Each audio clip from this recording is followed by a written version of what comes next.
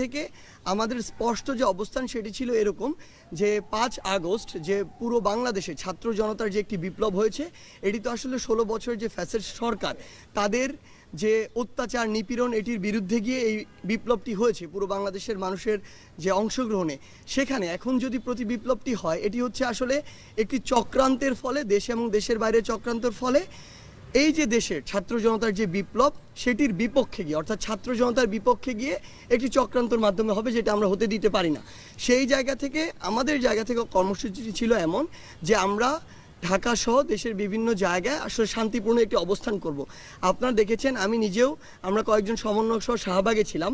আমরা যখন শাহবাগের মোড়ে যাই তখন আমাদেরকে কিছু আইনশৃঙ্খলা রক্ষাকারী বাহিনী বা কিছু আর্মি অফিসার এসে অনুরোধ করে যে এখানে যদি আজকে আমরা কর্মসূচি করি 4 রাস্তার মোড়ে, তাহলে মানুষের ভোগান্তিটি বাড়বে।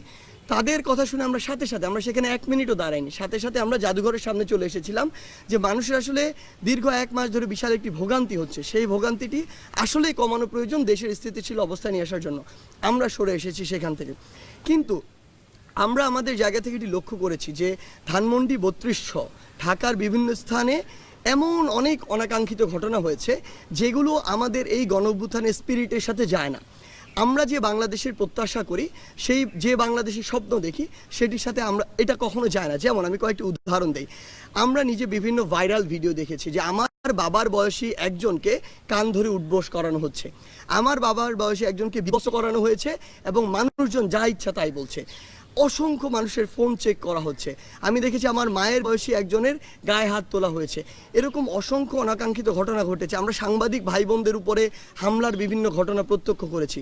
আমাদের জায়গা থেকে স্পষ্ট কথা, যেই স্পিরিটটিকে সামনে রেখে আমরা এই গণবিপ্লবটি করেছি, 16 বছরে যে নির্যাতন, নিপীড়ন কিংবা মানুষের যে প্রকাশ করার, যে কোনো অনুভূতি প্রকাশ করার, কথা বলার যে অধিকারটি ছিল সেটি যে হরণ হয়েছিল, এই সব কিছু দুর্নীতি থেকে শুরু করে নিপীড়ন, অত্যাচার, এগুলোর বিরুদ্ধে গিয়ে কিন্তু এই গণবিপ্লব। এটার কারণ ছিল যে আমরা আসলে এমন কিছু একটা, এমন নতুন একটা বাংলাদেশ চাই, যেই বাংলাদেশে আসলে সবাই সবার কথাটি বলতে পারবে, সবার মত প্রকাশ করতে পারবে, যে যে ধারায় বিশ্বাসী সে অনুযায়ী কাজ করতে পারবে এবং তার এই স্বাধীনতাটি থাকবে। আমরা আওয়ামী লীগের সময় বিগত 16 বছরে যে বিষয়গুলো দেখেছি, যে আপনি আওয়ামী লীগ ছাড়া অন্য যে কোনো দল যদি করতেন, আপনাকে মামলা দিয়ে হয়রানি করা হয়েছে, কিংবা আপনাকে একটি মিটিং করতে দেওয়া হয় নাই, আপনাকে জেলে কিংবা আদালতে চক্কর কাটতে হয়েছে। এই সামগ্রিক বিষয়গুলো আমরা আমাদের জায়গা থেকে বিশ্বাস করি যে এগুলো হওয়া উচিত না।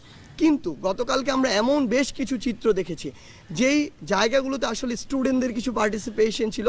আমরা জানি না যে ওই স্টুডেন্টরা আসলে কোন মতাদর্শ ধারণ করে, ইভেন আমরা তাদেরকে এখানে আসলে ডিফাইনও করতে পারবো না। কিন্তু আমাদের বৈষম্য বিরোধী ছাত্র আন্দোলন প্ল্যাটফর্মের আমরা সকলে একসাথে বসে কথা বলেছি, যখন রাতে আলোচনা করেছি, আমরা আমাদের জায়গা থেকে স্পষ্ট বলি, আমরা খুঁজছি যে এগুলোর সাথে আমাদের কোনো সমন্বয় কিংবা সহসমন্বয় যুক্ত আছে কিনা। আমাদের জায়গা থেকে স্পষ্ট ডিসিশন, আমরা খুঁজে তথ্য প্রমাণের ভিত্তিতে যদি সিঙ্গেল একজন সমন্বয়ক বা সহসমন্বয়ক পুরো বাংলাদেশে পেয়ে থাকি, এটার সাথে যুক্ত কোনোভাবে, আমরা তৎক্ষণাৎ তাকে আমাদের ওই কমিটি থেকে, ওই টিম থেকে বহিষ্কার করব। এটা আমাদের প্রথম ডিসিশন। দ্বিতীয় ডিসিশন ওই জায়গাটিতে আমাদের, যে এরকম কাউকে যদি আমরা পাই যেই ঘটনাগুলো অতিরঞ্জিত হয়েছে, আসলে ওই ঘটনার সাথে সম্পৃক্ত, এবং ভবিষ্যতে যদি এমন অতিরঞ্জিত কোনো ঘটনা হয়, তাহলে এই রিলেটেড সকলকে আইনের মাধ্যমে, কারণ তারা মানবাধিকার লঙ্ঘন করেছে, তারা যে কাজটি করেছে, মানে একজন মানুষকে বিবস্ত্র করা থেকে শুরু করে গায়ে হাত তোলা, এগুলো কোনোদিন আইনসঙ্গত নয়। সেই জায়গা থেকে তাদের আইনগত ব্যবস্থা নেওয়ার জন্য যা করা প্রয়োজন, একটি প্রেশার গ্রুপ হিসেবে বৈষম্য বিরোধী ছাত্র আন্দোলন সেই কাজটি করবে।